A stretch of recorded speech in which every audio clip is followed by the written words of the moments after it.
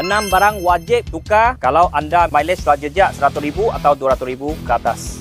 Cari minyak, cari GT Racing. Ini hari kita kongsikan kalau kereta sudah 100,000, 200,000, apa barang perlu kita wajib tukar. Jom saya tunjuk anda. Pertama adalah itu alternator punya belting. Belting dia akan haus. Kalau kita nampak dia sudah crack ke apa, betul-betul kita cepat pergi tukar. Kalau tak ada, kalau putus, nanti kita akan sadai tepi jalan.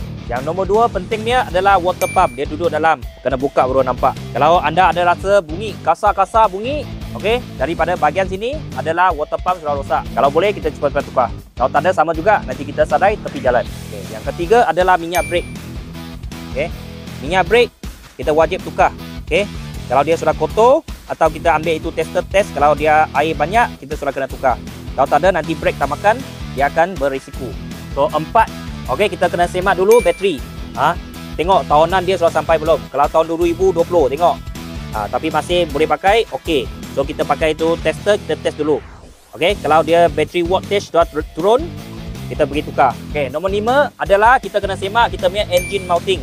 Engine mounting dia sebenarnya dia ada 4. Tengok pada kereta, ada yang 3, ada yang 4. So kalau kita rasa kita punya steering gegar, masa berhenti jalan, berhenti dekat traffic light, gegar, mana engine mounting sudah rosak. So kalau anda sudah jejak 100,000 ke 200,000 ke atas, kena semak dulu engine mounting. Kalau gegar, cepat-cepat tukar. Last kali kita kena semak kita punya absorber dengan semua bushing-bushing. Okay? Sebab 100,000, 200,000, biasa absorber dia sudah tak kuat. Dengan bushing-bushing dia sudah keras. Jadi kita kena pergi semak dulu. Jika rasa kereta layang, biasa absorber lah. So harap video ni boleh bagi anda manfaat. 6 tanda ini anda sudah semak tak? Kalau belum, cepat-cepat pergi semak. Okay? Thank you guys.